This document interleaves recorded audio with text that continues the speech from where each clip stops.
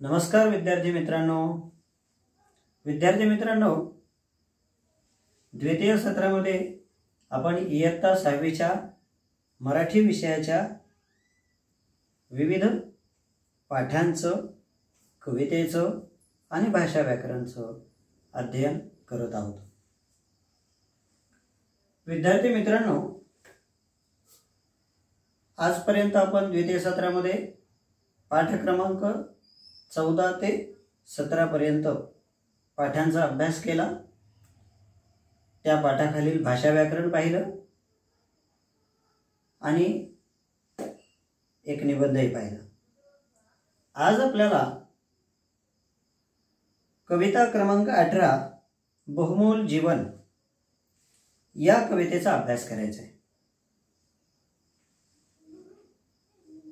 विद्यार्थी मित्रांनो, मराठी भाषा शिकत असताना, विविध पाठांचं अध्ययन करत असताना, त्या पाठांमध्ये आणि कवितेमध्ये जो आशय आपल्याला दिलेला आहे त्या आशयाचं सखोलपणे चिंतन मनन करणं फार गरजेचं आहे। केवळ परीक्षेमध्ये प्रश्नपत्रिका सोडवण्यासाठी किंवा परीक्षेत गुण प्राप्त करण्यासाठी मराठी भाषा आपल्याला शिकायची नाही, तर आपलं जीवन समृद्ध होण्यासाठी आपली मराठी भाषा, आपली मातृभाषा, या भाषेचा सखोलपणे आपल्याला अभ्यास करावा याचा आणि या दृष्टीने आपण या विषयाकडे पाहायला हवं। आज जी कविता आपण शिकणार आहोत त्या कवितेचं शीर्षक आहे बहुमोल जीवन। या कवितेचे कवी आहेत रमण रणदिवे। विद्यार्थी मित्रांनो, आपण कवींचा थोडक्यात परिचय पाहू। कवी रमण रणदिवे यांचा जन्म 1949 साली झालेला आहे। ते महाराष्ट्रातील एक प्रसिद्ध कवी म्हणून ओळखले जातात। त्यांचे काही कविता संग्रह आपण पाहू। ऋतू फुलांचा, चंद्र मेहंदीच्या खुणा, संप्रदाय, काहूर आणि समर्पण हे त्यांचे कविता संग्रह खूप प्रसिद्ध आहेत। आज जी कविता बहुमोल जीवन ही कविता आज आपण अभ्यासणार आहोत, ही कविता त्यांच्या काहूर या काव्यसंग्रहातून घेतलेली। तुम्हाला आणखी सांगायचं म्हणजे रमण रणदिवे हे प्रसिद्ध कवी तर आहेच आहेत, त्यांच्या काही कविता मराठीच्या विविध चित्रपटामध्ये सुद्धा गीताच्या रूपामध्ये पाहायला मिळतात। मी स्वतः बीड आकाशवाणीवर सकाळच्या वेळी जे मराठी गीत लागतात त्यामध्ये त्यांचे काही कविता, काही गाणी मी स्वतः बीड आकाशवाणीवर ऐकलेली आहेत।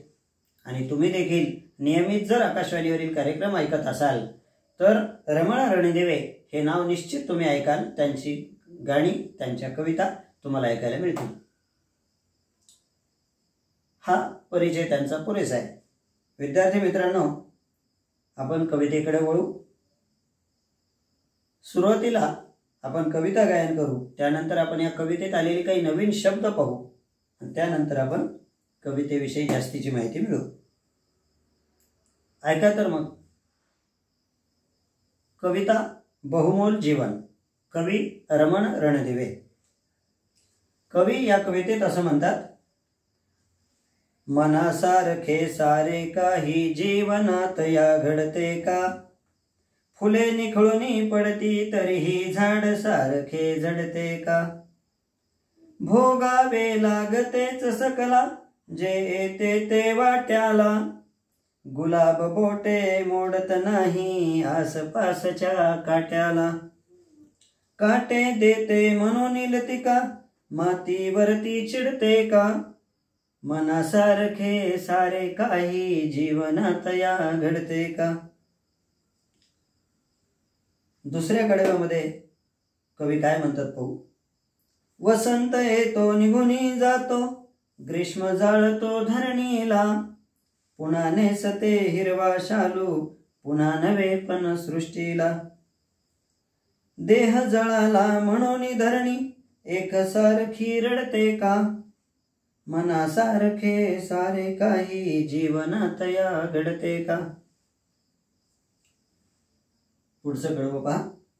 रोज नभाचे रंग बदलते, घन दाटून येतात तरी, निराशा आशा पुन्हा नव्याने नक्षत्रे नेतात घरी. अवसेला पाहून पौर्णिमा नभात रुसणी बसते का, मनासारखे सारे काही जीवनात या घडते का. सुख दुःखाची ऊन सावली येते जाते राग नको, संकटास लिलया भिडावे आयुष्याचा त्याग नको. बहुमोलाचे जीवन वेड्या. काय म्हणतात कवी शेवटच्या कडव्यामध्ये, शेवटच्या 2 ओळीमध्ये कवी काय म्हणतात ऐका. बहुमोलाचे जीवन वेड्या कुणास फिरूनी मिळते का, मनासारखे सारे काही जीवनात या घडते का. अशा प्रकारची ही कविता. या कवितेतील पहिले 2 कडवे आज आपण पाहू. या कवितेचं आपण 2 भागामध्ये अध्ययन करणार आहोत. आज पहिला भाग त्यातील आपण घेत आहोत आणि या पहिल्या भागामध्ये पहिले 2 कडव्यांचा अभ्यास आपण करणार आहोत. विद्यार्थी मित्रांनो पहा, कवी म्हणतात मनासारखे सारे काही जीवनात या घडते का, फुले निखळून पडती तरीही झाड सारखे झडते का. समस्त मानवजातीला उद्देशून उपदेश करत असताना कवी रमण रणदिवे असं म्हणतात की माणसाच्या जीवनामध्ये, माणसाच्या आयुष्यामध्ये सर्व काही आपल्या मनासारखं घडत नसतं. कधी असं होत नाही. फुलझाडांची फुलं गळून पडली तरीही झाड एकसारखं काही झडत नाही किंवा उठत नाही, पुन्हा त्याला फुलं येतातच. असं या ध्रुवपदाचा पहिल्या 2 ओळींचा अर्थ आहे. पहिल्या कडव्यामध्ये कवी काय म्हणतात पहा. भोगावे लागतेच सकला, जे येते ते वाट्याला, गुलाब बोटे मोडत नाही आसपासच्या काट्याला. काय म्हणतात कवी कडव्यामध्ये. माणसाच्या जीवनामध्ये माणसाच्या वाट्याला जे जे येईल, जे पदरात पडेल ते सर्वांना सहन करावं लागतं, स्वीकारावं लागतं. भोगावे लागतेच सकला. सकला म्हणजे सगळ्यांना. तर आपण कवितेचे नवीन शब्द काही आले ते पाहू. पहिल्या कडव्यात काही नवीन शब्द वाटतायत म्हणून तुम्हाला सांगतोय. कविता क्रमांक 18 बहुमोल जीवन. कवी रमण रणदिवे. जन्म 1949. कवितेतील नवीन शब्द बहुमोल. कवितेचं शीर्षक आहे बहुमोल जीवन. बहुमोल म्हणजे काय. अनमोल, अमूल्य, ज्याचं मूल्य करता येत नाही असं अमूल्य. झडणे म्हणजे जीर्ण होणे. आत्ता सांगितलं तुम्हाला. फुले निखळून पडती तरीही झाड सारखे झडते का. झडणे म्हणजे काय. जीर्ण होणे. झाडाची फुलं गळून पडली म्हणून झाड संपूर्णपणे झडत नाही, उठत नाही, पुन्हा त्याला नवीन फुलं येतात दुसऱ्या दिवशी. निखळून म्हणजे देठापासून गळून पडणे. नक्षत्रे म्हणजे तारे चांदण्या. लिलया म्हणजे सहज आणि भिडावे म्हणजे सामोरे जावे. हे कवितेतील नवीन शब्द. आणि कवितेत आलेले वाक्प्रचार आणि त्यांचे अर्थभार. भोगावे लागणे, सहन करावे लागणे, मनासारखे घडणे, हवे ते मिळणे, बोटे मोडणे, तक्रार करणे किंवा दोष देणे. पहा कविता. पहिल्या कडव्यामध्ये कवी काय म्हणतात. भोगावे लागतेच सकला, जे येते ते वाट्याला, गुलाब बोटे मोडत नाही आसपासच्या काट्याला. कवी म्हणतात आपल्या वाट्याला, जीवनामध्ये, मनुष्याच्या जीवनामध्ये, माणसाच्या जीवनामध्ये आपल्या वाट्याला जे येईल, आपल्या पदरात जे पडेल ते स्वीकारावं लागतं, सहन करावं लागतं. गुलाबाचं झाड आपल्या आसपास काटे आहेत म्हणून कधीही तक्रार करत नाही किंवा दुसऱ्याला त्याचा दोष ते देत नाही. आपल्याला म्हणजे फुलाबरोबरच काटे दिले म्हणून ते कधीही मातीवर रागावत नाही.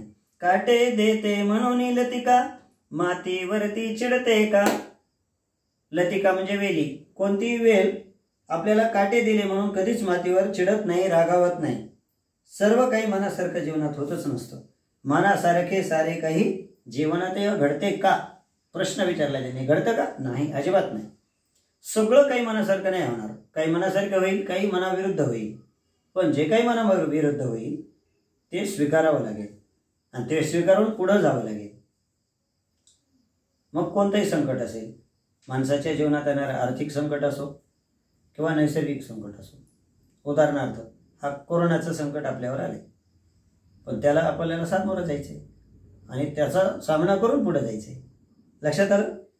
आता दुसरं कडवं पाहू आणि आपण 2 कडवेच या भागामध्ये पाहणार आहोत. तर दुसरं कडवं पहा. वसंत येतो निघुणी जातो, ग्रीष्म जाळतो धरणीला, पुन्हा नेसते हिरवा शालू, पुन्हा नवेपण सृष्टीला.